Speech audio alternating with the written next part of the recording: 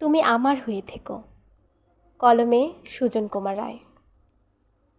প্রিয়তম, তুমি আমার ভালোবাসার প্রথম পরশ। রোজ নিয়ম করে আমায় তোমার ভালোবাসার উষ্ণতা মিশ্রিত একখানা চিঠি লিখো, যেখানে কেবলই ভালোবাসার উষ্ণ অনুভূতিগুলোকে নিয়ে হৃদয়ের কথামালা লেখা থাকবে। প্রিয়তম,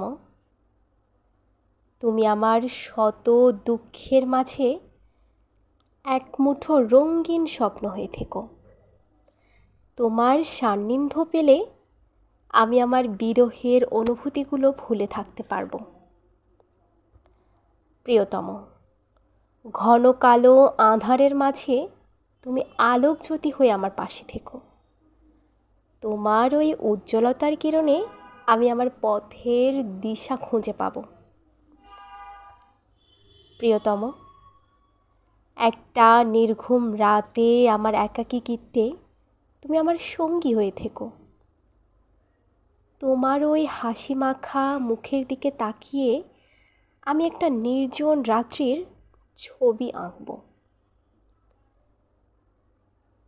প্রিয়তম, এক বুক কষ্ট নিয়ে রোজ আমি পথ হাঁটছি, তাই তো আজ আমি ক্লান্ত ভীষণ।